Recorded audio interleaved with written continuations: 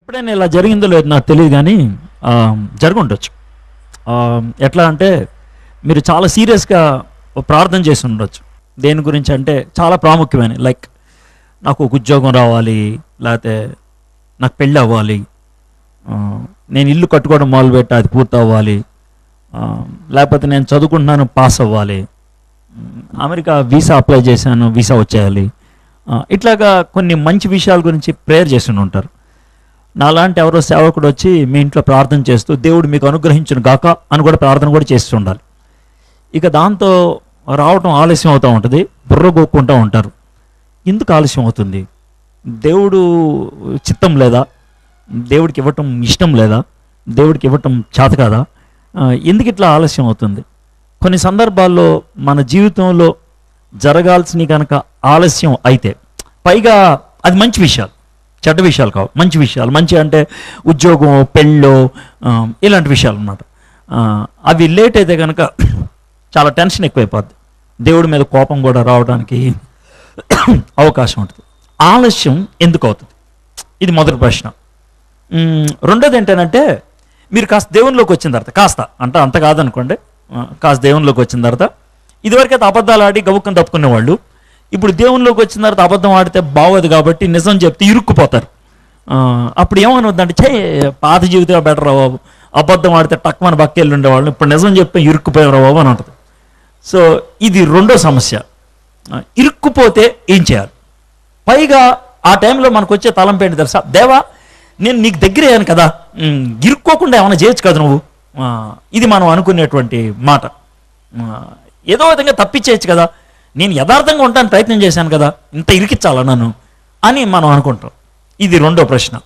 ఒకటేమో ఆలస్యం, రెండోదేమో గుండె ఆగిపోవటం. మూడో ప్రశ్న ఏంటంటే, దేవునిలోకి దగ్గరకు వచ్చిన తర్వాత జీవితం కొన్నిసార్లు డ్రై అనిపిస్తుంది. అంటే పచ్చి భాషలో చెప్పాలంటే కిక్ ఉండదు, లైఫ్కి మజా ఉండదు అనిపిస్తుంది కొన్ని సందర్భాలు.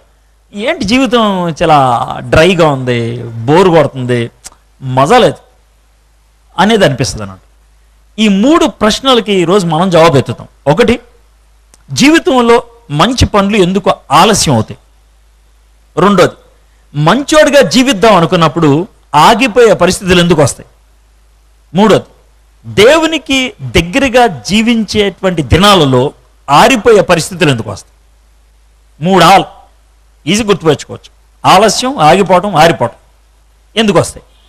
బైబిల్లో అక్కడొక వచనం చూసి అర్థమైందా? నేనేం చెప్పదలుచుకున్నా అని చెప్పేయచ్చు. అంటే నా సుత్తి బైబిల్ సుత్తిలాగా చెప్పొచ్చు, అలా చెప్తే బాగోదు. బైబిల్లో ఈ మూడు విషయాలకి ఎక్కడైనా ఓ పద్ధతిలో, ఓ విధానంలో జవాబు ఉందేమో అది చూడటానికి ప్రయత్నం చేద్దాం. దేవుడు చాలా మంచోడు.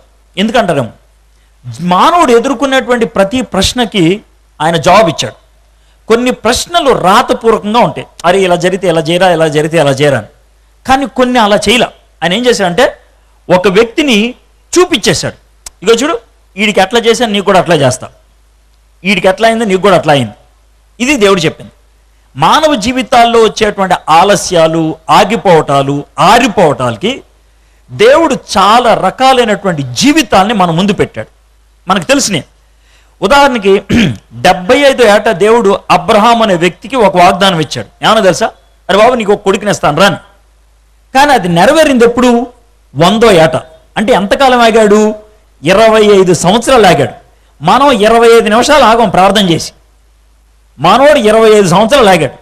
ప్రార్థన చేసామంటే పావు గంట తర్వాత జవాబు రాకపోతే ఏం దేవుడే అంట అని అనుకుంటాం. అది మనం అనే మాట. కానీ పాపం ఆయన 25 సంవత్సరాలు ఆగాడు. అవునా కదా? దేవుడు మనోడు జీవితం మన ముందు పెట్టి చూసా 25 సంవత్సరాలు ఆగాడు. కాబట్టి మనోడు చూడు ఎంత గొప్పగా అయిందో. అనవసరం ఆగకుండా కెలికావనుకో మధ్యలో, అబ్రాహాం ఏం చేశాడు, నువ్వు కూడా అదే చేస్తావు. పాపం మనోడు 15 ఏళ్ళు ఆగాడు దగ్గర అంటే 85 ఆ సంవత్సరాలు వచ్చింది. ఆ తర్వాత భార్య ఒక చిన్న సజెషన్ ఇచ్చింది. ఏమంటే ఎంతకాలం ఆగుతారండి, మన పనమ్మాయితో మీరు వెళ్ళిపోండి అని. వాళ్ళిద్దరికి ఒక కొడుకు పుట్టాడు, ఆడే హాగరు. ఆ హాగరు పుట్టినటువంటి కొడుకు ఇష్మాయిల్. అప్పుడు ఆయన చేసిన తప్పు ఇప్పుడు కూడా తేరలేదు. ఇష్మాయిలీలకి ఇస్రాయేలీలకి 4000 సంవత్సరాలు అయింది గొడవ ఏమన్నా తగ్గిందా? లేదు. మూడో ప్రపంచ యుద్ధం వస్తే వాళ్ళిద్దరి మధ్యన వస్తుంది, డౌట్ లేకుండా. 4000 సంవత్సరాల క్రితం చిన్న పొరపాటు ఆగలేదు మనోడు. మనం చాలామంది ఆగలేం. ఎందుకు ఆగలేం? ఎందుకనంటే విశ్వాసం ఉండదు, నిరీక్షణ ఉండదు. ఎందుకు ఆలస్యమైంది అని అనటానికి మన దగ్గర జవాబులు ఉండవు. అందుకనే బైబిల్లోంచి ఈరోజు మనం జవాబులు ఎత్తడానికి ప్రయత్నించేద్దాం. దేవుడు కొన్ని సందర్భాల్లో ఏం చేస్తాడంటే దేశమైనటువంటి ఇశ్రాయేలుని తీసుకొని వాళ్ళ జీవితం మీద, లేకపోతే ఇశ్రాయేలు అనే దేశం మీద ఆయన చేసినటువంటి ప్రయోగాలు, ఆయన చూపించినటువంటి ప్రేమ, వాటి ద్వారా కూడా మనకు పాఠాలు నేర్పిస్తాడు. ఈరోజు ఈ 3 ప్రశ్నలకి ఇశ్రాయేలు చరిత్ర నుంచి మనం పాఠం నేర్చుకుందాం. ఓకే, ఇశ్రాయేలు అనే దేశం ఫార్మ్ అవడానికి ఉపయోగించినటువంటి పుస్తకమే నిర్గమకాండం. నిర్గమకాండానికి 40 అధ్యాయాలు. మొదటి అధ్యాయం నుంచి 40 అధ్యాయం దాకా స్టోరీ లాగా చెప్పుకుంటే వెళ్ళిపోవచ్చు సరదాగా. ఎలా అంటే ఇశ్రాయేలీలు 350 సంవత్సరాలు ఐగుప్తు దేశంలో బానిసలుగా ఉన్నారు. ఇదే మొదటి అధ్యాయం. అలాంటి బానిసలుగా ఉన్నటువంటి ఇశ్రాయేలీలు 40వ అధ్యాయంలో దేవుని యొక్క సన్నిధానంలో షకీనా మేఘం కింద దేవుడు మోషేకి ఇచ్చినటువంటి ఆ నమూనా పట్టి నిర్మించినటువంటి ప్రత్యక్ష గుడారంలో ఉన్నారు. అంటే బానిసత్వాన్ని నుంచి దేవుని సన్నిధానములోకి ప్రయాణమే నిర్గమకాండం. 40 అధ్యాయాలు. ఈ 40 అధ్యాయాలు స్టోరీ లాగా చెప్పుకుంటూ వెళ్ళిపోవచ్చు. ఎలాగా? బానిసత్వంలో ఉండి లబో దిబో ప్రార్థన చేస్తే దేవుడు మోషే అనే ఒక నాయకుడిని పంపించాడు. ఆ మోషే అనే నాయకుడిని సిద్ధపరిచి, అరే బాబు నువ్వు ఫరో దగ్గర పోరా అనేటప్పటికి 5 అధ్యాయాలైన. ఫరో దగ్గరికి వెళ్ళి, బాబు ఫరో గారు, మా దేవుడు మా ఇశ్రాయేలుని పంపించమన్నాడు. అంటే ఎవడరా మీ దేవుడు అని అన్నాడు ఆయన. అంటే దేవుడు కోపం వచ్చి 10 తెగులు పంపించాడు. ఆ 10వ తెగులకి ఫరోకి దిమ్మ తిరిగి, బాబు మీ ప్రజల్ని తీసుకుపోరా అన్నాడు. దాంతో 12వ అధ్యాయానికి వచ్చాం. 13వ అధ్యాయంలో ప్రయాణం స్టార్ట్. ఆ తర్వాత వాళ్ళు ఒక 6 అధ్యాయాల పాటు ఐగుప్తు దేశం నుంచి సీనాయి పర్వతం దగ్గరికి వచ్చారు. అరే బాబు ఇక్కడ ఆగండ్రా అని. నేనేంటో మీకు తెలిసింది, మీరేంటో నాకు తెలిసింది. బాగుంది కదా? ఎర్ర సముద్రాన్ని పాయలు చేశా, మేఘస్తంభాన్ని సృష్టించా, అగ్ని స్తంభాన్ని పెట్టా, రాళ్ళల్లోంచి నీళ్ళిచ్చా, మన్నాను కురిపించా, ఇన్ని చేశాను కదా. నేను నచ్చానా? సూపర్ దేవా, నువ్వు బాగా నచ్చావు. నేను మీకు నచ్చాను, మీరు నాకు నచ్చారు. కాబట్టి మన ఇద్దరి మధ్యన ఒక బంధం ఉంటే బాగుంటుంది అని నిర్ణయించుకొని 19వ అధ్యాయం నుంచి 24వ అధ్యాయం దాకా దేవుడు ఇశ్రాయేలీలతో ఒక నిబంధన ఏర్పాటు చేసుకున్నాడు. దాంట్లోనే మనకు 10 ఆజ్ఞలు, ఆజ్ఞలు, ఈ ఆజ్ఞలు వచ్చేసినాయి. ఓకే, అయిపోయింది. ఇప్పుడు మీకు నేను నచ్చాను, నాకు మీరు నచ్చారు, మన ఇద్దరి మధ్యన ఒక బంధం ఉంది, మనం అప్పుడప్పుడు కలుసుకోవడానికి ఒక స్థలం ఉంటే బాగుంటుంది అన్నాడు. ఓకే, ఏం చేద్దాం? దానికి ఒక గుడారం కడితే బాగుంటుంది. అది ఎంత ఎత్తు ఉండాలి, ఎంత పొడుగు ఉండాలి, ఎంత లావు ఉండాలి, ఈ రంగులో ఉండాలి అని దేవుడు చెప్పుకుంటూ వచ్చాడు. అది నమూనా. 26వ అధ్యాయం నుంచి 30వ అధ్యాయం, 31 నుంచి 40వ అధ్యాయం దాకా మోషే ఎగ్జాక్ట్గా దేవుడు చెప్పినట్లు ఆ నమూనా ప్రకారం మందిరం అదే ప్రత్యక్ష గుడారం కట్టేశాడు. దేవుని యొక్క షకీనా మేఘం వచ్చి ఇశ్రాయేలు మధ్యన నివాసం చేసింది. అప్పుడు దేవుడి సన్నిధిని అనుభవించాడు. అయిపోయింది. 40 అధ్యాయాల స్టోరీ ఓవర్. అయితే ఈ స్టోరీలో ఒక చిన్న భాగాన్ని మనం ఈరోజు చూద్దాం. ఏంటనంటే ఫరో, బాబు మీ ప్రజల్ని తీసుకుపోరా అని అన్నాడు 12వ అధ్యాయంలో. 13వ అధ్యాయంలో ప్రయాణం స్టార్ట్. ఈ ప్రయాణం 18వ అధ్యాయం దాకా కొనసాగింది. అయితే ఈ ప్రయాణంలో 3 అధ్యాయాలు మాత్రం మనం చూడబోతున్నాం. 13, 14, 15. ఒక్కో అధ్యాయంలో ఉన్న స్టోరీ ఏంటో ముందు చెప్తాను మీకు. ఓకే, 13వ అధ్యాయంలో ఏంటంటే అయ్యా బయటకు వచ్చారు. మోషే క్యాలెండర్ది అని అన్నాడు. వాళ్ళ తారీఖు అంతా ప్రభా గుర్తుంది ప్రభా, దానికి ఎర్ర పెన్నుతో రౌండ్ పెట్టు అని అన్నాడు. ఏ ప్రభా? ఏం లేదు, ప్రతి సంవత్సరం ఇదే నెల ఇదే తారీఖు మీరు పండగ చేసుకోవాలి. ఈ పండగ నేను చెప్పిన పద్ధతిలో చేయాలి. ఏంటి ప్రభా? ఎలా చేయాలి? ఎలా చేసేదండి? ఓ గొర్రె పిల్లను వధించాలి, రాత్రి పిండి పిసక్కుండా పొద్దున్న కలుపుకొని రొట్టెలు చేసుకోవాలి. దాన్నే పులియని రొట్టెల పండుగ అంటారు. మీ పిల్లలు ఏం మమ్మీ ఎలా చేసావు అని అంటే అప్పుడు మీరు చెప్పాలి, రే ఒకప్పుడు మనం బానిసలోనా, అర్థమైందా? ఏ విధంగా గొర్రె పిల్లను వధించి గుమ్మానికి రక్తం పూస్తే మరణదోత దాటిపోతే నువ్వు బతికావు, అందుకే బయటకు వచ్చాం అని పిల్లల జ్ఞాపకం చేయాలి. దాన్నే పస్కా పండుగ అంటారు. యేసుక్రీస్తు ప్రభువారు అదే పస్కా పండుగ రోజు వధించబడ్డారు, మన అందరి యొక్క విమోచనార్థం. ఊరినే జస్ట్ పాయింట్లా చెప్తాను. సరే, ఇది ప్రతి సంవత్సరం చేయాలి. పైగా మీ ఇంట్లో పెద్ద కొడుకు ఉంటాడే, ఆయన్ని నాకు ప్రతిష్ఠించాలి, అంటే నాకు పరిపూర్ణ సేవకి ఇచ్చారు. మీ ఇంట్లో జంతువుల్లో తొలి జంతువు ఉంటుందే, దానికి సమానమైనటువంటి వెల నాకు అర్పించాలి. ఇది మీరు చేయాల్సింది. ఓకే ప్రభా అని అన్నాడు. ఆ తర్వాత ప్రయాణం స్టార్ట్. ఇప్పుడు మీరు ఇక్కడ ఉన్నారు కదా, ఓర్వశి సెంటర్ జంక్షన్. ఇక్కడ నుంచి అనకాపల్లి వెళ్ళాలంటే మహా అయితే స్కూటర్ మీద కానీ, బస్సు మీద కానీ, కారు మీద కానీ వెళ్తే 40 నిమిషాలు వెళ్ళిపోవచ్చా? అది 40 నిమిషాలు వెళ్ళిపోవచ్చు మామూలుగా, హడావిడి లేకుండా వెళ్తే 40 నిమిషాలు. అయితే కొన్ని గంట వేసుకుందాం, గంటలో వెళ్ళేటువంటి ప్రయాణం. నాలాంటి ఒకడు వచ్చి, హలో మిమ్మల్ని అనకాపల్లి మంచి రూట్లో తీసుకెళ్తా అని అన్నాను అనుకోండి, అవునా ఇడోదో పెద్ద పోటుగాడు అనేసి నేను ఎక్కిన కారులో మీరు కూర్చున్నారు అనుకోండి, మిమ్మల్ని ఎక్కడి నుంచి భువనేశ్వర్ తీసుకెళ్ళి, కలకత్తా తీసుకెళ్ళి, అక్కడి నుంచి నాగాలాండ్ తీసుకెళ్ళి, అక్కడి నుంచి ఢిల్లీ తీసుకెళ్ళి, రాజస్థాన్ మీదుగా ముంబై తీసుకెళ్ళి, అక్కడి నుంచి గోవా తీసుకెళ్ళి, అక్కడి నుంచి త్రివేంద్రం మీదుగా చెన్నై తీసుకొచ్చి, అక్కడి నుంచి నెమ్మదిగా విజయవాడ తెచ్చి, విజయవాడ మీదుగా ఏలూరు మీదుగా రాజమండ్రి వచ్చి, రాజమండ్రి నుంచి నెమ్మదిగా తుని వచ్చి, తుని తర్వాత అనకాపల్లికి ఓ సంవత్సరం తర్వాత చేరారనుకోండి, ఎలా ఉంటుంది మీకు? పిచ్చ కోపం రాదా? గంట ప్రయాణాన్ని సంవత్సరం చేసావు, నువ్వేం మనిషిరా బాబు అని అంటారు, అవునా కదా? అయితే నేను ఈ మాట ఎందుకు చెప్పానంటే, ఐగుప్తు దేశం నుంచి తిన్నగా నడుచుకుంటూ గనక దేవుడు వాగ్దానం చేసిన దేశానికి వెళ్తే 3 రోజులు పట్టుద్ది. 3 రోజులు పట్టే ప్రయాణాన్ని దేవుడు నేను నడిపిస్తా అని అంటే మోషే సరే అన్నాడు. దేవుడిచ్చిన మ్యాప్ ప్రకారం మోషే నడిపించుకుంటూ వెళ్తే వాళ్ళు దేవుడు వాగ్దానం చేసిన దేశానికి ఎప్పుడు చేరారు తెలుసా? 40 సంవత్సరాల తర్వాత. అదేంట్రా బాబు, దేవుడు పూనుకుంటే 3 రోజుల ప్రయాణం 2 రోజులు అవ్వాలి, 1 రోజులో అవ్వాలి. అలాంటిది 3 రోజుల ప్రయాణం 40 సంవత్సరాల. ఇది పిచ్చా ఎర్రా? ఎందుకు ఇలా అయ్యింది ఆలస్యం? ఇది మనకు వచ్చేటువంటి మొదటి ప్రశ్న. ఆ ప్రశ్నకి మనం జవాబు దొరికేది 13వ అధ్యాయంలో. జీవితంలో దేవుడు పూనుకున్నప్పుడు కొన్ని సందర్భాల్లో ఆలస్యాలు ఎందుకు వస్తాయి? ఇది 13వ అధ్యాయం ఇచ్చేటువంటి జవాబు. దాన్ని మనం చూద్దాం తర్వాత. ముందు స్టోరీ లాగా చెప్పేస్తాం. 14వ అధ్యాయం దేవుడు మ్యాప్ ఇచ్చాడు. ఇచ్చి లెఫ్ట్కి వెళ్ళు, రైట్కి వెళ్ళు, చెట్టు కనబడుతుంది, ముందుకు తిరుగు, వెనక్కి తిరుగు, మ్యాప్ అంతా ఇచ్చాడు. అలాగ వెళ్తూ ఉంటే ఒక మైదానంకి వచ్చారు. ఆ మైదానం పేరు పిహహీరోతు, అది మైదానం పేరు. ఆ మైదానం ఎంత విచిత్రంగా ఉంటుందంటే, ఇది మైదానం. ఆ మైదానానికి ఇటు ఓ పెద్ద కొండ, ఇటు ఓ పెద్ద కొండ, ఇటంతా సముద్రం.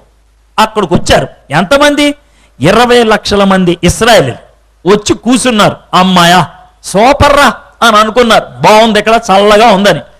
అయితే ఇటు తిరిగి చూస్తే 6000 రథాలు వేసుకొని ఫరో టాకా టాకా వచ్చేస్తున్నాడు.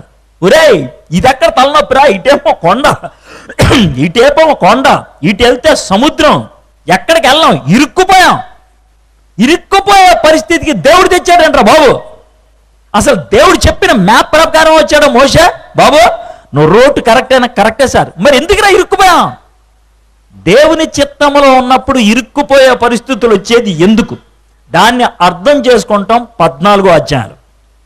నెక్స్ట్, దేవుడు ఎర్ర సముద్రాన్ని పాయలు చేసి ఇశ్రాయేలీయుల్ని ఎర్ర సముద్రాల గుండా నడిపించేశాడు, అవతలకి వెళ్ళిపోయారు. ఆ తర్వాత అదే రోడ్డులో ఫరో వద్దాం అనుకున్నాడు, ఫరో లేచిపోయాడు. అవతలకి వెళ్ళిన తర్వాత మా దేవుడు ఖతర్నాక్ రా బాబు, ఎర్ర సముద్రాన్ని పాయలు చేసి హైవే రోడ్డు వేశాడు. అర్థమైందా? సూపర్ అని దేవుణ్ణి విపరీతంగా వాళ్ళు పొగిడి ఆరాధన ఖతర్నాక్గా చేశారు. అయిపోయిన తర్వాత నడిచారు 1, 2, 3 రోజులు, చొక్క నీరు దొరకలా. 3వ రోజు ఎండిపోతుంది జీవితం. ఈలోగా ఎక్కడో నీళ్లు దొరికాయి. వాళ్ళు గబగబా తాగేయడం మొదలు పెట్టారు, చేదుగా ఉన్నది. అప్పుడు మోషే వైపు తిరిగి, రే నీకు బుద్ధి ఉందా లేదా? ఇప్పుడు వెనక్కి పోదామంటే సముద్రం, ముందుకు వెళ్దామంటే చేదు నీళ్లు, ఐగుప్తు దేశంలో సమాధులు లేవన్నా ఇక్కడ తీసుకొచ్చి పడేశావు, ఏమన్నా న్యాయమా అని గొనగడం మొదలు పెట్టారు. ఆరిపోయే పరిస్థితుల్లో దేవుడు ఎందుకు నడిపించాడు? ఇది 15వ అధ్యాయం. 13, 14, 15 ఆరిపోవటం, ఆగిపోవటం, ఆలస్యం అవటం. 3 సమస్యలకి 3 జవాబులు. అది ఈరోజు మనం నేర్చుకోబోయే పాఠం. బాగుందా? నేను చాలా ప్లెయిన్గా మాట్లాడతా. మన దగ్గర మర్మాలు ఉండవు. ప్లెయిన్ భాష. బైబిల్ ఉన్నదన్నట్లు చదవడం, దాంట్లోంచి జవాబు తీసుకోవటం, వేసుకోవటం. టీ చప్పగా ఉందంటే పంచదార కలుపు, కూర చప్పగా ఉందంటే ఉప్పు కలుపు, అంతే స్ట్రైట్. అర్థమైందా? లైట్ లేకపోతే స్విచ్ నొక్కు, ఫ్యాన్ దొరకకపోతే స్విచ్ నొక్కు, అంతే. దాహం వేస్తే నీళ్లు తాగు, ఆకలి వేస్తే అన్నం తిను, స్ట్రైట్. అర్థమైందా? సింగినాదపు కబుర్లు ఉండవు, స్ట్రైట్ మాట. కాబట్టి నువ్వు వింటే బాగుపడతావు, లేదని ఇష్టం. ఓకే, కాబట్టి ఈ 3 అధ్యాయాల నుంచి ఈ 3 పాఠాలు నేర్చుకుందాం. బహుశా ఈ పాఠాలు మనందరికీ ఎందుకు వర్తిస్తాయని అనుకుంటున్నానంటే, ఆలస్యం అయిందని చాలామంది మీలో చాలా కారణాలు బట్టి బాధపడుతూ ఉంటారు. పిల్లలు పుట్టడం ఆలస్యమై ఉండొచ్చు, కూతురికి పెళ్ళి అవడం ఆలస్యమై ఉండొచ్చు, కొడుక్కి ఉద్యోగం దొరకడం ఆలస్యమై ఉండొచ్చు, మీ యొక్క ఉద్యోగం పర్మనెంట్ అవటం ఆలస్యమై ఉండొచ్చు. ఏదైనా సరే ఆలస్యం ఎందుకైంది? దేవుని వాక్యంలోంచి జవాబు పొందడానికి ప్రయత్నం చేద్దాం. ఓకే, తీస్తారా? ఇప్పుడు బైబిల్ ఒకవేళ తెచ్చుకుంటే పొరపాటున నిర్గమకాండం 13వ అధ్యాయం 1 నుంచి 16 దాకా ఒక పారాగ్రాఫ్ లాగా ఉంటుంది. ఈ పారాగ్రాఫ్లో బేసిక్గా మనం చూసేది ఏంటంటే, మోషేకి దేవుడు క్యాలెండర్ చూపించి ఈ నెల ఈ తారీఖు ప్రతి సంవత్సరం కూడా మీరు ఇలాగే పస్కా పండుగ చేసుకోవాలని దేవుడు చెప్పిన మాట. అది 16వ వచనం దాకా అయిపోయింది. ఇప్పుడు 17వ వచనం చదువుతున్నాను, చూడండి మీ బైబిల్లో. మరియు ఫరో ప్రజలను పోనీయగా, ప్రజల్ని ఫరో పోమన్నాడు. అప్పుడు దేవుడు చెప్తున్న మాట, ఈ ప్రజలు యుద్ధము చూచినప్పుడు వారు పశ్చాత్తాపడి ఐగుప్తునకు తిరుగుదురేమో అనుకొని ఫిలిస్తీన్ల దేశము సమీపమైనను ఆ మార్గమున వారిని నడిపింపలేదు. ఎంత చక్కగా ఉంచాడు. దేవుడే కావాలని నడిపించలేదంటే తిన్నగా. ఎందుకు పంపించలేదు, నడిపించలేదు? ప్లెయిన్ భాషలో చెప్పాలంటే 430 సంవత్సరాలు అంటే 10 తరాలు, 430 సంవత్సరాలు 10 తరాలు ఇశ్రాయేలీలు ఒకే ఒక పని చేశారు. ఏం పని చేశారు సార్? ఇటుకలు తయారు చేశారు. వాళ్ళు ఇటుకలు తయారు చేయటం తప్పించి ఇంకేమీ రాదు ఇశ్రాయేలీలకి. అలాంటి పరిస్థితుల్లో 10 తరాల వరకు అంటే 430 సంవత్సరాలు ఇటుకలు తయారు చేసిన వాడిని 3 రోజుల్లో ఒక దేశంలో తీసుకెళ్లి యుద్ధం చేయరా అంటే ఏం చేస్తారు వాళ్ళు? బాబు, మా వల్ల కాదు యుద్ధం చేయటం, మేము పోయి ఇటుకలే తయారు చేసుకుంటాం, ఇది మాకు నచ్చదు. ఇదేంటిదే పద్ధతి? ఆడి దగ్గరికి వెళ్ళి జీవితాంతం బానిసగా బతికిన వాన ఉంటుంది. వీళ్ళు ఆజానుభావులు, వీళ్ళ ముందు మన యుద్ధం చేయడం వల్ల కాదురా బాబు అని వెనక్కి వెళ్ళిపోతారేమో, పశ్చాత్తాపడతారేమో అని దేవుడు కావాలని చుట్టూ మార్గాన్ని పంపించారంట. ఇప్పుడు మళ్ళీ చదువుతాం చూడండి, మీకు అర్థమవుతుంది. దేవుడు ఈ ప్రజలు యుద్ధము చూచినప్పుడు వారు పశ్చాత్తాపడి ఐగుప్తునకు తిరుగుదురేమో అనుకొని ఫిలిస్తీన్ల దేశము సమీపమైనను ఆ మార్గమున వారిని నడిపింపలేదు. సరే, దేవుడు ఆలస్యం చేశాడు. ఆలస్యం చేస్తే ఏమైంది? ఇప్పుడు 18వ వచనం చూద్దాం. అయితే దేవుడు ప్రజలను చుట్టుదారియగు ఎర్ర సముద్రపు అరణ్య మార్గమున నడిపించెను. ఇశ్రాయేలీయులు యుద్ధ సన్నుద్ధులై ఐగుప్తుల నుండి వచ్చినాయి. అయితే దేవుడు చుట్టూ మార్గంలో 40 ఏళ్ళు నడిపించాడు. 40 ఏళ్ళు నడిపిస్తే ఏమైంది? ఇశ్రాయేలీయులు ఐగుప్తు దేశం నుంచి బయటకు వచ్చినప్పుడేమో ఇటుకలు తయారు చేసేవాళ్ళు. ఎప్పుడైతే దేవుడు వాగ్దానం చేసిన దేశంలో ప్రవేశించారో అప్పుడేమో యుద్ధ సన్నద్ధులు అయిపోయారు. ఎలా అయిపోయారండి? ఇది ఎట్లా జరిగిందండి? చాలా సింపుల్ విషయం. యుద్ధం చేసేవాళ్ళు సరసాధారణంగా 25 ఏళ్ళు 30 ఏళ్ళు ఉంటారు. ఐగుప్తు దేశం నుంచి 25 ఏళ్ళు 30 ఏళ్ళు వాళ్ళు బయటకు వచ్చారు అనుకోండి, వాళ్ళు యుద్ధం చేయాలి. వాళ్ళు 40 సంవత్సరాలు నడిస్తే ఆడు వయసు ఎంత అవుతుంది? 65-70 అవుతుంది. 65-70 అయిన వాడు ఏమవుతాడు? రిటైర్ అవుతాడు. ఆడు యుద్ధం చేయడు. మరి ఎవరు యుద్ధం చేస్తారు? 25 ఏళ్ళు 30 ఏళ్ళు వాళ్ళు. వాళ్ళు ఎక్కడ పుట్టినోళ్ళు? ఎడారిలో పుట్టినోళ్ళు. ఎడారిలో పుట్టినోళ్ళు కఠిన జీవితానికి అలవాటు పడినవాళ్ళు, కఠిన పరిస్థితికి అలవాటు పడినవాళ్ళు. కాబట్టి వాళ్ళు ఫిలిస్తీన్ల దేశంలోకి వెళ్ళంగానే కఠిన జీవితానికి అలవాటు పడిన వాళ్ళు కాబట్టి యుద్ధ సన్నద్ధులు అయిపోయారు. దేవుడు ఆలస్యం చేయటం బట్టి ఏం జరిగింది? సింపుల్గా చెప్పాలంటే దేవుడు ఇద్దామనుకున్నటువంటి దేశానికి జీవించడానికి యోగ్యులుగా వాళ్ళని సిద్ధపరిచాడు. అది ఆయన చేసింది. కాబట్టి దీని నుంచి సింపుల్ పాఠం ఒకటి మనం నేర్చుకోవాలి. ఏంటి అని అంటే, దేవుడు మనిషికి ఏది అడిగినా ఇవ్వగలడు.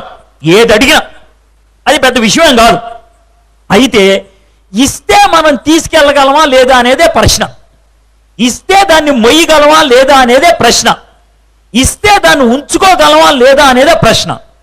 మనకి మోసే సత్తా లేకపోతే దేవుడు మనకి ఇయ్యడు. మనం ఇస్తే పాడు చేసుకుంటాం అనుకుంటే మనకివ్వడు. కాబట్టి దేవుణ్ణి ఏదైనా అడిగినప్పుడు అడగటమే కాదు, ఇంకోటి కూడా చేయాలి. దేవా, నేను అడిగింది నువ్వు ఇస్తానికి రెడీయే, దాన్ని తీసుకోవడానికి నన్ను సిద్ధపరచు ప్రభువా, దాన్ని స్వీకరించడానికి సిద్ధపరచు. కొంచెం సుత్తి కట్టినట్లు ఉంటుంది కానీ మామూలుగా చెప్తాను మాట ఏంటనంటే, మీలో బుద్ధి జ్ఞానం ఉన్న తల్లిదండ్రుల గురించి చెప్తున్నాను, అందరి గురించి కాదులే. అర్థమైంది? బుద్ధి జ్ఞానం ఉన్న తల్లిదండ్రులు, బుద్ధి జ్ఞానం ఉన్నటువంటి తల్లిదండ్రులు, బాగా డబ్బు ఉన్నవాళ్ళు, అర్థమైందా? వాళ్ళకు 15 సంవత్సరాల కూతురు ఉందనుకుందాం, అర్థమైందా? ఆ కూతురు 10వ క్లాసు మంచి ర్యాంకుతో పాస్ అయింది, అర్థమైందా? ఇంటికి రాగానే ఏమైందంటే, డాడీ నాకు కాలేజీ ఫస్ట్ స్కూల్ ఫస్ట్ వచ్చింది, స్కూల్లో ఆ ర్యాంక్ వచ్చింది, ఈ ర్యాంక్. డాడీ మమ్మీ అంతా హ్యాపీ. డాడీ మరి నాకు మంచి ర్యాంక్ వచ్చింది కదా, నాకు స్కూటీ కొని అని అడిగింది. ఎవరు? 15 ఏళ్ల అమ్మాయి. ఎవరిని? బాగా డబ్బు ఉన్నటువంటి మమ్మీ డాడీని. వాళ్ళకి స్కూటీ కొనడం అనేది పెద్ద విషయం కాదు, 25,000తో స్కూటీ వచ్చేస్తుంది, అర్థమైందా? వాళ్ళ దగ్గర లక్షలు ఆస్తుంది. అయితే నేను అడిగే ప్రశ్న, బుద్ధి జ్ఞానం ఉన్న తల్లిదండ్రి ఎవడైనా 15 ఏళ్ల కూతురు స్కూటీ అడిగితే కొనిస్తారా? మీలో చాలా మంది ఇప్పుడు జవాబు చెప్పరు. ఏ అంటే ఆల్రెడీ కొనిచ్చేసి ఉంటారు. అందుకే అంత వికసం పెట్టుకుని అలాగా చూస్తున్నారు, అది నాకు అర్థమవుతుంది. దాంతో మీకేమి లేదని నాకు అర్థమైంది, అది విషయం. పోన్లే, అక్కడైనా నోరు తెరిచారు. అయితే ఎందుకు కొనివ్వరు? ఏ అని అంటే ఒక చిన్న మాట. 4 నెలల క్రితం భారతదేశంలో ఒక కొత్త రూల్ వచ్చింది. ఏంటి ఆ రూల్ అంటే, 18 ఏళ్ల లోపుల పిల్లలు ఎవరైనా బండి నడుపుతూ కనబడితే పోలీసులు కనుక పట్టుకుంటే జైల్లో పెట్టేది ఎవరిని? ఎవరినే? బాగా తెలిసిందంటే అది పర్లేదు. అయితే పర్లేదు, కొంచెం అప్డేట్ ఉన్నారు, అర్థమైందా? జైల్లో పెట్టేది మైనర్ని కాదు, మేజర్ అయిన తల్లిదండ్రుల్ని. బుద్ధి లేదరా నీకు అని అర్థం అనమాట. అంటే పిల్లకి బండి వచ్చి ఉండొచ్చు, కానీ బండి ఇవ్వకూడదు. ప్రభుత్వం ఒప్పుకోదు. రెండోది, బండిస్తే ఏమవుతుంది? 15 ఏళ్ళప్పుడు అమ్మాయికి బండిస్తే 18 ఏళ్ళు వచ్చేటప్పటికి అయితే ఆ అమ్మాయి బండి కింద ఉంటుంది, లేకపోతే బండికి కూడా అందకుండా పోద్ది కదా. అది విషయం. అందుకే ఇప్పుడు మీకు అర్థమవుతుంది కదా. అమ్మ డాడీని 15 ఏళ్ల కూతురు బండి అడిగితే నేను ఇప్పుడు ఇవ్వను అని అంటే పిల్లలు ఏమనుకుంటారు? మా డాడీ పిసినోడా, బొరలేదా అని అనుకుంటారు. కానీ మీ డాడీ ఏమనుకుంటాడు? అలా కాదే, నీ కొనిలే కాదు, ఇస్తే నువ్వు పోతావన్న భయం. దేవుడు కూడా సేమ్ టు సేమ్ అంటాడు. ఏమన్నా తెలుసా? హలో, నువ్వు అడిగింది ఇవ్వటం నాకు పెద్ద విషయం కాదు, ఇస్తే నువ్వు ఉంటావా లేదా అనేది నా విషయం. అర్థమైందా? మీలో చాలా మంది తల్లులు ఉన్నారు. ఒకవేళ మీ 5 సంవత్సరాల కొడుకు కానీ కూతురు కానీ సాయంత్రం 7ంటికి 5 స్టార్ చాక్లెట్ కొనిమ్మంటే కొనిస్తారు ఎవడన్నా? కొనివ్వటం పెద్ద ఇష్యూ ఏం కాదు, 10 రూపాయలు పెడితే వస్తుంది. మీ దగ్గర బోల్ డబ్బులు ఉన్నాయి, కానీ కొనివ్వరు. బుద్ధి జ్ఞానం ఉన్న ఏ తల్లి అయినా ఆ టైంలో 5 స్టార్ చాక్లెట్ కొనిస్తే తిండి తినరు కదా. అందుకని అప్పుడు మీరేమంటారు తెలుసా? అన్నం తింటే ఇస్తా. దేవుడు కూడా కొన్ని సందర్భాల్లో కండిషన్లు పెడతాడు. ఏమన్నా తెలుసా? ఇది జరిగితే ఇస్తా, ఆ స్థాయికి వస్తే ఇస్తా, ఇలా అయితే ఇస్తా. అనంటే మన మంచి కోరి ఆయన. కానీ చాలా సందర్భాల్లో మనం అర్థం చేసుకోం. We try to blame God. మనం దేవుణ్ణి పొరపాటుగా చూస్తూ ఉంటాం. దేవుడికి చేత కాదు అని అనుకుంటాం. నో, దేవుడితో కాదు సమస్య మనతోనే. ఆలస్యం దేవుడు 2 కారణాలతో చేస్తూ ఉంటాడు. 2 కారణాల్లో ఒకటి చెప్తాను. ఆలస్యానికి ఒక కారణం ఏంటి తెలుసా? మీ ఇంట్లో ఎప్పుడైనా ఈ డైలాగ్ వేసారా? తల్లిదండ్రులు వేసి ఉంటారు. ఏంటి తెలుసా? రే, నీకు అడిగిందల్లా ఇచ్చేటప్పటికి కన్ను మిన్ను లేదురా, అర్థం కావట్లేదు, నీకు విలువ తెలియలేదు. ఎప్పుడైనా ఈ డైలాగ్ వేసారా? వేసి ఉంటారు. అడిగిందల్లా ఇస్తే విలువ తెలియదంట. 10 సార్లు అడిగించుకుంటే విలువ తెలిసేది ఇచ్చేవాడిగా అడిగినోడికా? అడిగినోడికి. దేవుడు కొన్ని సందర్భాల్లో ఎక్కువ సార్లు అడిగిస్తాడు. ఎందుకో తెలుసా? దేన్ని అడుగుతున్నావో దాని గురించి నువ్వు ఆలోచించడానికి విలువ పెరుగుద్ది. విలువైంది ఎప్పుడు కూడా ఆలస్యంగానే వస్తుంది. విలువైంది ఎప్పుడు కూడా ఆలస్యంగానే వస్తుంది. విలువైంది ఎప్పుడు కూడా సమయం పడుతూనే ఉంటుంది. ఎగ్జాంపుల్ చెప్పమంటారా? ఈ విశ్వంలో ఏదైనా సరే ఆమ్ ఫట్ అంటే వచ్చేసింది. అంటే సరదాగా చెప్తున్నా, ఆమ్ ఫట్ అంటే కలుగును గాక అంటే వచ్చేసింది. భూమి ఆకాశాలు వచ్చేసాయి, సూర్య చంద్రులు వచ్చేసాయి, వెలుగు వచ్చేసింది. అలా అంటే చాలు, దేవుడు వచ్చేసింది. కానీ దేవుడు అంటే రాంది ఒకటే, ఏంటి తెలుసా? మనిషి. మనిషి కలుగుగాక అంటే రాడా? వచ్చేస్తాడు. కానీ దేవుడు అలా చేయలా. ఏం చేస్తాడు తెలుసా? మట్టి తీసుకొని దాన్ని గుంట చేసి మధ్యలో నీళ్లు పోసి దాన్ని బంకమట్టి చేసి దాన్ని ఒక లడ్డూలాగా చేసి దానికి 2 కళ్ళు పెట్టి, ఓ ముక్కు పెట్టి, నోరు పెట్టి, దాని కింద ఒక మెడకాయ పెట్టి, దాని కింద ఒక పొట్ట పెట్టి, దాని కింద 2 కాళ్ళు పెట్టి, అటు ఇటు చెయ్యి పెట్టి ఉఫ్ఫ నూస్తే అప్పుడు మనిషి అయ్యాడు. అంటే మనిషిని తయారు చేయడానికి బోల్ టైం పట్టింది. విశ్వాన్ని తయారు చేయడానికి దేనికైనా 2 సెకండ్లు పడితే మనిషికి మాత్రం 2 గంటలు పట్టింది. ఎందుకంటే మనిషి అంత విలువైనవాడు కాబట్టి. మనిషిని తయారు చేస్తున్నప్పుడు దేవుడు ఏం చేస్తుంటాడా అని నాకు అనిపించింది. ఆ 2 గంటల సేపు ఏం చేసి ఉంటాడు దేవుడు దీన్ని చేస్తున్నప్పుడు? అప్పుడు నాకు ఏం గుర్తొచ్చింది తెలుసా? మిమ్మల్ని సరదాగా ఒక ప్రశ్న అడుగుతా. మీలో చాలా మంది పిల్లల్ని కని పెంచిన తల్లులు ఉన్నారు కదా, తల్లులను అడుగుతున్నటువంటి ప్రశ్న. మీ చిన్న పిల్లలకి కాళ్ళ మీద పెట్టుకొని భారతీయ పద్ధతుల్లో స్నానం చేస్తారు కదా, కాళ్ళ మీద పడుకోబెట్టి, చిన్న పిల్ల సంవత్సరంన్నర లోపు ఆ వయసులో ఉన్న పిల్లలకి స్నానం చేయించేటప్పుడు స్నానం చేయించే టైం అంతా కూడా తల్లి చేసే పని అంటే మీకు తెలుసా? ఏ తల్లి అయినా పిల్లలకి స్నానం చేయించేప్పుడు చేసే పని ఒకటే, ఏంటి తెలుసా? లెక్కలేనన్ని కబుర్లు చెప్పుద్ది తల్లి. నువ్వు బంగారు కొండవరా, నువ్వు అదిరా, నువ్వు ఇదిరా, నీ ముక్కు బలే ఉంది, ముక్కు తుడిచేటప్పుడు నీ బుగ్గ బలే ఉంది, నీ కాళ్ళు పుచ్చుకున్నాయి అని ఎన్ని మాట్లాడతారు తెలుసా? ఎన్ని కబుర్లు ఆడతారు. ఆ కబుర్లకి అర్థమేంటి తెలుసా? ఆ బిడ్డ మీద ఉండేటువంటి ప్రేమ, ఆ బిడ్డ ఏమవ్వాలనేది ఆశ. కబుర్లు. ఏ తల్లైనా పిల్లలకి స్నానం చేయించేవాడు మౌనంగా ఉందంటే అర్థం వాళ్ళ ఆయన మీద గొడవ పెట్టుకుందని అర్థం. ఇక్కడ చాలా మంది నవ్వుతారు, ఎందుకంటే అది జరుగుండదు మీ లైఫ్లో. తెలుసు, క్లిక్ అవుతుంది. అట్లీస్ట్ మనలో పాజిటివ్ క్లిక్ అవుతుంది, నెగిటివ్ బాగా క్లిక్ అవుతుంది. అది మనకి జరిగింది. అయితే దేవుడు ఆదాముని తయారు చేసేప్పుడు కూడా అలాగే కబుర్లు ఆడాడు. ఏమన్నాడు తెలుసా? అరే నువ్వు బంగారు కొండవరా, నాలాగున్నది ఈ విశ్వంలో నువ్వు అక్కడరా, ఈ విశ్వం అంతా నీదిరా, దీనికి రాజువు నువ్వురా, నువ్వు బంగారం. ఇలా మాట్లాడి ఉంటాడు దేవుడు. దేవుడు మానవుడిని నెమ్మదిగా తయారు చేశాడు. ఎందుకో తెలుసా? విశ్వమంతట్లో మానవుడికి ఉన్న విలువ ఇంకెవరికి లేదు. అందుకే దేవుడు మానవుణ్ణి తల్లి గర్భంలో పెంచడానికి 9 నెలల 10 రోజులు పట్టుద్ది. 2 నెలల్లో రాకూడదా? 2 వారాల్లో రాకూడదా? 21 రోజుల్లో గుడ్డులోంచి పిల్లొచ్చినట్లు బాబు రాకూడదా? రాగలడు. కానీ దేవుడు చేయలా. ఎందుకో తెలుసా? తల్లి గర్భంలో 9 నెలలు పెరగటం బట్టి తల్లికి కొడుక్కి ఏం పెరుగుద్ది? తల్లికి కూతురికి ఏం పెరుగుద్ది? ప్రేమ, బంధం, విలువ. దేవుడు విలువను పెంచేటువంటి వాడు. నువ్వు అడిగేది ఆలస్యం అవుతుందంటే ఒక కారణం ఏంటి తెలుసా? దేవుడు విలువ పెంచేవాడు. రెండోది, ఇది కొంచెం సీరియస్గా ఆలోచించాలి. ఇక్కడ జరిగింది కూడా అదే.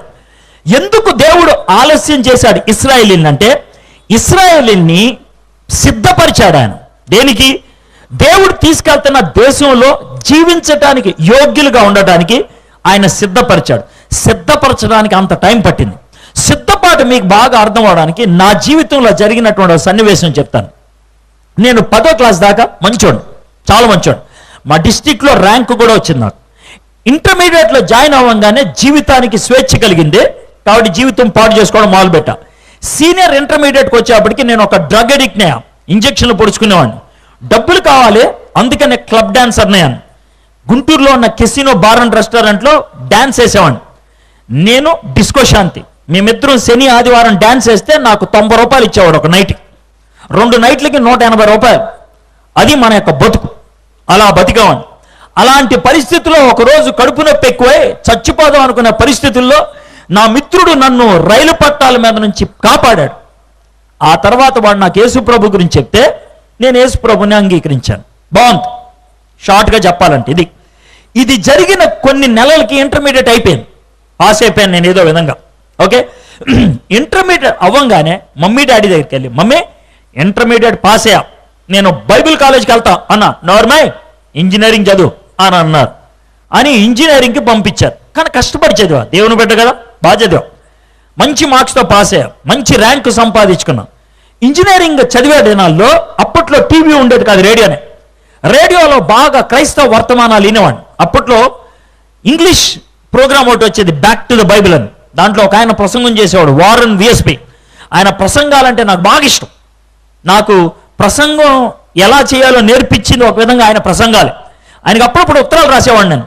ఆ ఉత్తరాలకి ఆయన ఇష్టపడి, ఎడ్వర్డ్ నీకు మంచి బుర్ర ఉందాయా, నువ్వు ఒప్పుకుంటే, మీ డాడీ మమ్మీ ఒప్పుకుంటే, నిన్న అమెరికాలో కెంటకీ అనేటువంటి ఊర్లో అతిపెద్ద బైబిల్ కాలేజీలో నేను సీట్ ఇప్పిస్తా, మొత్తం ఖర్చులు నేను భరిస్తా అని ఉత్తరం రాశాడు. మా మమ్మీ డాడీకి ఉత్తరం చూపించా. నేను అనుకున్నా 20 లక్షలు సంపాదించారు అనుకున్నా, ఎందుకంటే 20 లక్షలు అవుద్ది అప్పట్లో. కానీ మా డాడీ ఉత్తరం చూసి, ఎరా నేను దిక్కుమాల్లో అనుకున్నావా, వాడెవడే అంటారా నేను చదివించేది, నేను చదివించాను అనుకున్నా. నర్మే నేను ఇంజనీరింగ్ చదివించింది ఎందుకో తెలుసా, ఉద్యోగం చేయడానికి అని. అయితే నాకు చాలా బాధ కలిగింది. ఎందుకో తెలుసా, మా డాడీ నేను ఇప్పుడు అరుస్తున్నానే అంతకంటే గట్టిగా అరిచేవాడు, ఎలాగా ప్రసంగాలు చేస్తూ దేవుని సేవ చేసేవాళ్ళు కావాలి అని. నేను సేవ చేస్తానికి వస్తాను నోరు మీ అంటున్నాడు ఆయన. ఈయనక్క డబుల్ గేమరా అనుకున్నా. ప్రపంచం అంతటికి ఏమో సేవ చేయమంటాడు, కొడుకు సేవ చేయడానికి వస్తున్నాడు నోరు మీ అంటాడు అని అనుకున్నా. చాలా బాధపడ్డా. అయితే మా నాన్న ఉద్యోగం చేయడానికి వెళ్ళమన్నారు, చేశాం. హైదరాబాద్లో ఉద్యోగం చేస్తా ఉన్నాం, మంచి ఉద్యోగం. అప్పట్లో తెలుగుదేశం పార్టీ వచ్చింది, దాని అసెంబ్లీ స్పీకర్ జి నారాయణరావు గారి కంపెనీకి మేనేజర్, పెద్ద ఉద్యోగం. 24వ ఏట కాంటెస్ట్ కారు వచ్చింది నాకు. అప్పట్లో ఎక్కువ మందికి ఉండేది అంబాసిడర్ కారు, డబ్బున్న వాడికి ఉండేది మారుతి కారు, బాగా బలిసినోడికి ఉండేది కాంటెస్ట్ కారు. అది మనకు ఉండేది. మన బతుక ఆ లెవెల్లో ఉండేది అన్నమాట, బాగుండేది. కానీ నాకు అంత హ్యాపీ ఉండేది కాదు. మంచి ఉద్యోగం, లైఫ్ బాగుండేది, నేను చాలా జాగ్రత్తగా ఉండేవాడిని. వారానికి 2-3 సార్లు అయినా మీటింగుల్లో ప్రసంగాలు చేసేవాడిని కూడా, అది చిన్న చిన్న మీటింగులో. అయితే నా 25వ జన్మదినానికి 2 నెలల ముందు మా నాన్నగారికి మా అమ్మగారికి ఒక ఉత్తరం రాశా, 7 పేజీల ఉత్తరం. ఉత్తరం మొత్తం చెప్పనులే, ఓ మాట చెప్తా. ఏంటంటే విషయం, అమ్మా నాన్న, నా మనస్సాక్షి చెప్తుంది నేను సేవ చేయాలని, కానీ లోక పద్ధతి చెప్తుందని మీ మాట విధేయత చూపించాలని. నా మనస్సాక్షి విధేయత చూపించాలా, లోక పద్ధతి విధేయత చూపించాలా, నాకు అర్థంగా సస్తున్నాను నేను. ఇది నా పోరాటం అని 7 పేజీలు ఉత్తరం రాసి మర్చిపోయా. నా పుట్టినరోజు వచ్చేసింది. ఆ పుట్టినరోజు గ్రీటింగ్ కార్డు వచ్చింది, పోస్ట్ టెలిగ్రామ్ లాగా. ఏమని వస్తుంది, హ్యాపీ బర్త్డే వస్తుంది. అదే మొహంతో చింపి లోన చూస్తే మా నాన్నగారు ఒక సెంటెన్స్లో ఒక మాట రాశారు. ఏమన్నా తెలుసా, దేవుడు నిన్ను పరిచర్కి పిలుస్తుంటే నేనేమంటారా నిన్ను ఆపడానికని. నాకు దిమ్మ తిరిగింది. ఇదేంట్రా మా డాడీ ఇట్లా రాశారని. మీరు చప్పట్లు కొట్టారు కానీ నాకు మాత్రం గుర్ర గోకొచ్చింది. మా డాడీ ఎందుకు మాట రాశాడు, ఏమి అయింది అని. 2 రోజులు ఆగిన తర్వాత సెలవు పెట్టి ఇంటికి వెళ్ళి, మమ్మీ ఏంటి మమ్మీ డాడీ ఎట్లా రాశారన్నా, నేను కూడా ఉన్నానులే ఇది రాసేటప్పుడు అన్న. ఏం మమ్మీ, నేను ఇంటర్మీడియట్ అవ్వగానే బైబిల్ కాలేజీకి వెళ్తానంటే నోర్మి ఇంజనీరింగ్ చదవమన్నారు.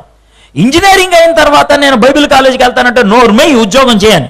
ఇప్పుడేంటి నువ్వే పొమ్మన్నాడు, కోపం ఏమన్నా వచ్చిందా, చిరాకాను కాదురా, ఏం కాదు. మరి ఏంటి, అరే ఎవడైనా యుద్ధం చేయడానికి వెళ్తానంటే నీకు పిస్తోలు పెట్టి పేల్చడం వచ్చా అని అడుగుతారా, ఎవడైనా బండి నడుపుతానంటే నీకు డ్రైవింగ్ వచ్చా అని అడుగుతారా, ఎవడైనా కుక్కుగా జాయిన్ అవుతానంటే నీకు వంట వచ్చా అని అడుగుతారా. ఎవడైనా పరిచర్య చేయడానికి వెళ్ళాలంటే ఆడి జీవితాన్ని ఆడు కంట్రోల్ చేసుకుంటూ రావాలరా, దాన్నే పరిపక్వత అంటారు. నీకు ఇప్పుడు ఉందని మాకు తెలుసు, అందుకే పొమ్మంటున్నావు. ఇప్పుడు దాకా ఎందుకు ఆపామని తెలుసా, నీకు అది ఉందని మాకు తెలియదు, ఇప్పుడు వచ్చింది మాకు నమ్మకం, ఇప్పుడు పోరా పరిచర్య కన్నా. మా మమ్మీ డాడీ ఆ విధంగా ఆలస్యం చేసి పంపించడం బట్టి జరిగినటువంటి ఒక పని నా జీవితంలో ఎంత మార్పు తెచ్చిందో చూస్తాను. నేను EU అనేటువంటి ఒక సంస్థలో పరిచర్యలో జారాను హైదరాబాద్లో. ఓకే, ఒక్కసారిగా నా జీతం 10% కంటే తక్కువ పడిపోయింది. నా జీతం 400 నుంచి 700 మధ్యన ఉండేది, అంతే. ఆ జీతంతో బతకాలి. 20వ తారీఖు తర్వాత రోజుకో పూట తింటే గొప్ప. అయితే ఒకసారి జరిగింది విషయం, 3 రోజులు ఒక్కొక్క పూట తిన్నా. 4వ రోజు తినటానికి ఏమీ లేదు, రోజంతా తిండి లేదు. సాయంత్రం 11 అవుతుంది, ఆకలేస్తుంది. పెట్టంతా ఎతికితే పావలా దొరికింది. సికింద్రాబాద్లో క్లాక్ టవర్ దగ్గర YMCAలో రూమ్ నెంబర్ 19లో ఉన్నాను, అది మా హాస్టల్. ఆ పావలా పట్టుకొని బయటికి నడుచుకుంటూ వెళ్ళా. రోడ్డు మీద నుంచి అట్టిపల్లి బండోడు వెళ్తున్నాడు. అనుకున్న ఈ దేవుని చెప్తాం, అందుకే అట్టిపల్లి బండోడు వచ్చాడని. బాబు ఆపన్న, వాడు ఆపాడు. అరటిపళ్ళు బండి. వాడిని ఒక్కసారి అరటిబండి ఎంత అంటే కోపం వస్తుందిగా. డజన్ ఎంత అని అడిగా, అర డజన్ ఎంత అని అడిగా. మన దగ్గర ఉందే పావల. అంత అయిన తర్వాత పాడైన అరటిపళ్ళు పక్కన పెడతాడే, అలాంటి అరటిపండు ఓ దాన్ని చూపించి ఇది ఇస్తావా ఎంతకన్నా అంటే ఆడు 40 పైసలు అన్నాడు చిరాకు మొహం పెట్టి. ఒక అరటిపండు తీసి చూపించి దీన్ని పావలాకి ఇస్తావా అన్నా. పరా అని అన్నాడు ఆయన. నా పావల నా మొహాన్ని కొట్టి ఆ పావలా పట్టుకొని రూమ్కి నడుచుకుంటూ వచ్చి ఏడుస్తూ గబగబా ఆకలేస్తుందని 2 గ్లాసులు నీళ్లు తాగేశా. ఖాళీ కడుపులో 2 గ్లాసులు నీళ్లు తాగానేమో కడుపంతా నొప్పి. మంచం మీద కూర్చొని మోకాళ్ళతో కడుపు నొత్తుకుంటున్నాను. ఇది నేను చేస్తున్న పని. 11:40 అయింది. భయంకరంగా బాధ కలుగుతుంది. దేవుణ్ణి లోన తిట్టుకుంటున్నాను. నేను అడిగింది అన్నం. నేను పరిచయం చేయడానికి వస్తే నాకు కనీసం అన్నం ఇవ్వలేదు అని బాధపడుతూ ఉన్నాను లోన. ఈలోగా ఎవడో తలుపు కొడుతున్నాడు. నా గదికి ఆ టైంలో ఎవడు రావడానికి వీల్లేదు. అనుమానంగా వెళ్ళి తలుపు తీసా. నా మిత్రుడు జాన్ పాల్. ఆడు ఎందుకు వచ్చాడో తెలీదు. వాడు లోనకి, నేను తలుపు తీశాను లేదా లోనకు వచ్చి ఆడు అడిగిన మొదటి ప్రశ్న ఏది తెలుసా? తినటానికి ఏమన్నా ఉందా అని. ఆ ప్రశ్నకి ఏం జవాబు చెప్పాలో అర్థం కాల. ఆడి ఫేస్ అంకా చూస్తాం అన్నా, జవాబు చెప్పకుండా మౌనంగా ఉన్నా. వాడు లోనకు వచ్చి ఏమైందిరా అని అన్నా. ట్రైన్ మిస్ అయిందిరా, ఇంటికి వెళ్ళటానికి బోరు కొట్టి నీ దగ్గరకు వచ్చేసా. రాత్రి పడుకొని పొద్దున్న వెళ్ళిపోతానే అని అన్నాడు. సర్లే అని అన్నా. అని మంచం మీద రే తినటానికి ఏమన్నా ఉందా అని అడిగాను రా అని అన్నా. లేదు అని అన్నా చిరాగ్గా. నువ్వేం తిన్నావేంటి అని అన్నాడు. ఏం తినలా. మధ్యాహ్నం ఏం తినలేదురా. పొద్దున్న ఏం తినలేదా. నిన్న రాత్రి ఏం తినలేదు. ఆ మాట అనేటప్పటికీ వాడి గొంతుకులో తేడా వచ్చేసింది. వాడు నా చెయ్యి పట్టుకొని గబగబా నడుచుకుంటూ బయటికి తీసుకెళ్ళిపోయాడు. ఆయన క్లాక్ టవర్ దగ్గర సికింద్రాబాద్ దగ్గర గార్డెన్ రెస్టారెంట్ కాదు, చాలా ఖరీదైంది. ఎందుకు అన్నట్లు మనసులో ఆలోచిస్తూ ఉంటే దేవుడు ఏం చెప్పాడు తెలుసా? హలో, ఈ బిర్యానీ నీకు ఇవ్వడానికి నేను ఎన్ని పనులు చేయాల్సి వచ్చిందో తెలుసా? చెప్తా నేను. 1, జాన్ పాల్ ఎక్కిన ఆటో ట్రాఫిక్లో ఇరుక్కుపోయేటట్లు చేశా.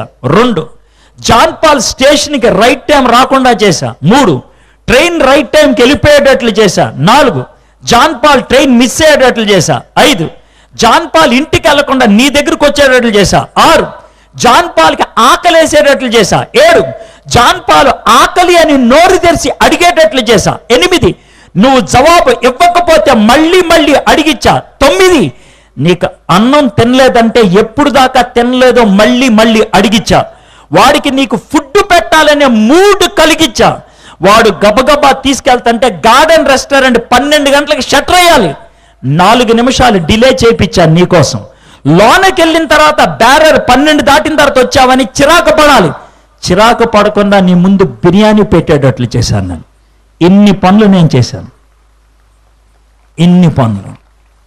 ఆ మాటలన్నీ విన్నప్పుడు దేవుడు నాకు ఇచ్చినటువంటి పాఠం ఏంటి తెలుసా? హలో, నేను నిన్ను మర్చిపోలా. I did not forget you. నేను నిన్ను మర్చిపోలా. దేవుడు నాకు నేర్పించినటువంటి పాఠం. కష్టాలలో, ఇబ్బందులలో, ఆలస్యములో, ఇక్కట్లలో దేవుడు నన్ను మర్చిపోయేవాడు కాదు. అది ప్రసంగం వింటే వచ్చేది కాదు, పుస్తకాలు చదివితే వచ్చేది కాదు, టీవీ చూస్తే వచ్చేది కాదు, అనుభవిస్తే వచ్చేది. అనుభవిస్తే. అంతకంటే ఇంకొక ప్రాముఖ్యమైనటువంటి పాఠం ఏంటి తెలుసా?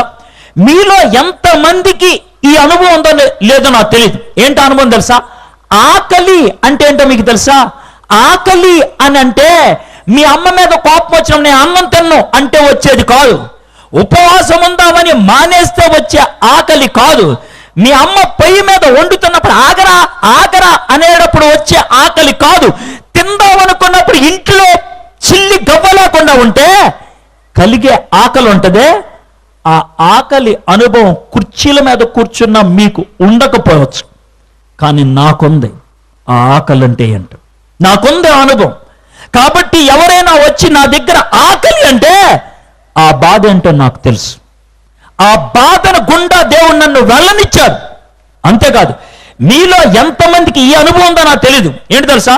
నీ ముఖం చేశారు పా అని అంటే ఆ ఫీలింగ్ ఎలా ఉంటుందో నీకు తెలియదు, కానీ నాకు తెలుసు. నాకు తెలుసు.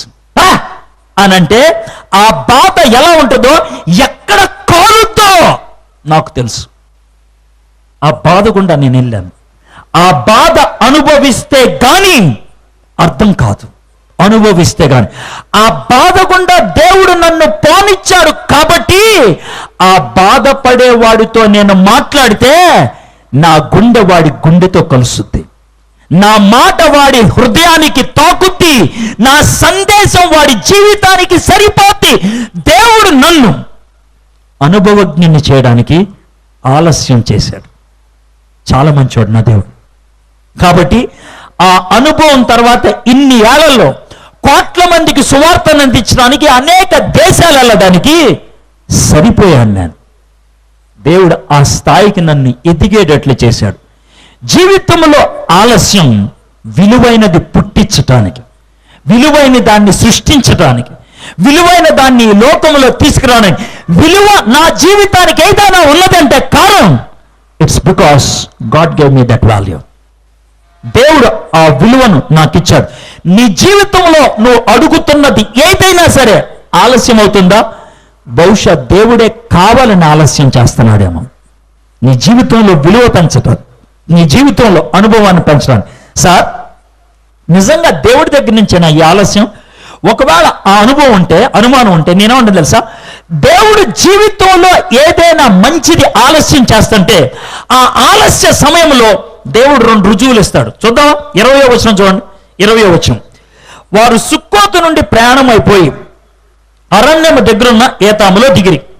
వారు పగలు రాత్రియు ప్రయాణము చేయనట్లుగా యెహోవా త్రోవలో వారిని నడిపించుటకై పగటివేళ మేఘస్తంభములోను వారి వెలుగునిచ్చుటకు రాత్రివేళ అగ్నిస్తంభములోను ఉండి వారికి ముందుగా నడుచుచూ వచ్చాను. దేవుడు తిన్నగా పంపించకుండా పక్కదారి పంపించాడు. ఈ పక్కదారిని వెళ్తున్నారే, ఆ దారి నేనేసిన దారే, మీరు వెళ్ళాల్సిన దారే. మీరు ఏ దారిలో వెళ్ళాలని నేను అనుకున్నాను అదే దారిలో వెళ్తున్నారు అంటానికి 2 రుజువులు ఇచ్చాడు. ఏంటి ఆ 2 రుజువులు? పగలు ఎండ తగలకుండా మేఘస్తంభాన్ని పెట్టాడు. రాత్రి చీకట్లో కళ్ళు కనబడకుండా పోతాయి కాబట్టి వెలుగునిచ్చాడు. మేఘస్తంభం చేసే పని అని తెలుసా? ఎండలో నడుచుకుంటూ వెళ్తున్నప్పుడు చిరాకు ఉన్నప్పుడు సూర్యుడికి అడ్డంగా ఒక 10 నిమిషాల మేఘం వచ్చింది అనుకోండి, మీకు ఎలా అనిపిస్తుంది? హాయ్ అనిపిస్తుంది, సూపర్ అనిపిస్తుంది. చుట్టూ ఎండ ఉంటుంది కానీ మేఘం నీ మీద అంటే హాయ్ ఉంటుంది. దేవుడు చెప్పే మాట ఏంటి తెలుసా? నేను నడిపించే మార్గములో నువ్వు వెళ్తుంటే నీకు చిరాకు ఉండదు, హాయ్ ఉంటుంది. ఎందుకో తెలుసా? చల్లదనాన్ని నేనిస్తా, చల్లదనాన్ని నేనిస్తా, హాయిని నేనిస్తా. రెండోది ఏంటి తెలుసా? రాత్రిపూట నడిచేటప్పుడు ఎక్కడికి వెళ్తున్నావో తెలియదు, అగమ్య గోచరంగా ఉంటుంది. నీ బతికేంట్రా అంటే ఏమోరా బాబు, ఏంట్రా ఆలస్యం, ఏం అర్థం కావట్లేదురా. ఉద్యోగం కోసం చాలా సంవత్సరాలు ప్రయత్నం చేస్తున్నావు, ఎందుకు ఏమోరా, ఎప్పుడు వస్తుందో తెలియదురా. ఎంతకాలం కాంట్రాక్టర్గా ఉంటావు, ఏమోరా నాకు తెలియదురా. ఇది చీకటి మాట. కానీ దేవుడు మనకు తోడుగా ఉంటే టార్చ్ లైట్ వేస్తాడు. ఆయన టార్చ్ లైట్. భయం ఉండదు, టెన్షన్ ఉండదు. మేఘస్తంభం చల్లదనాన్ని, అగ్నిస్తంభం వెలుగుని ఇచ్చేదిగా ఉంటుంది. ఆలస్యం విలువ పెంచడానికి, ఆలస్యం నా అనుభవం పెంచడానికి, ఆలస్యం చల్లదనాన్ని నాకు ఇవ్వడానికి, ఆలస్యం నాకు వెలుగునివ్వడానికి. Super super. ఇది నా సొంత సుత్తి కాదు, వరుస క్రమంలో చదివి వినిపించాను నీకు. ఇశ్రాయేలు జీవితంలో జరిగింది అది. నీ జీవితంలో ఆలస్యం, అందుకే ఆలోచించుకో. 2వ ప్రశ్నకు వద్దాం మనం. 14వ అధ్యాయం 1వ వచనం. మరియు యెహోవా మోషేతో ఇలాగు సెలవిచ్చెను, ఇశ్రాయేలీయులు తిరిగి పీహాహీరోతు ఎదుటను, అనగా మిగ్దాలునకు సముద్రమునకు మధ్యనున్న బేల్సుఫోన్ ఎదుటను దిగవలనని వారితో చెప్పు. దాని ఎదుట సముద్రమునొద్ద వారు దిగవలను. దేవుడు చెప్పినట్లుగా కరెక్ట్గా మోషే పీహాహీరోతు అనే ప్రాంతానికి తీసుకొచ్చాడు. చెప్పాను కదా, 2 పక్కల కొండలు, అవతల పక్కన సముద్రం, ఈ మైదానంలో ఉన్నారు. 8వ వచనం చూడండి, దేవుడు ఇంకేం చేశాడో చూద్దాం. ఇది మహా విచిత్రంగా ఉంటుంది. 8వ వచనం, యెహోవా ఐగుప్తు రాజైన ఫరో హృదయమును కఠినపరచగా అతడు ఇశ్రాయేలీయులను తరిమెను. అంటే ఇశ్రాయేలీయుల ముందు ఇరకాటంలో పెట్టాడు. పెట్టి అరే ఫరో వాళ్ళు ఇరుక్కుపోయారా బో పో అని వాళ్ళని రెచ్చగొట్టి పంపించాడు. అసలు దేవుడా అయినా కాదా?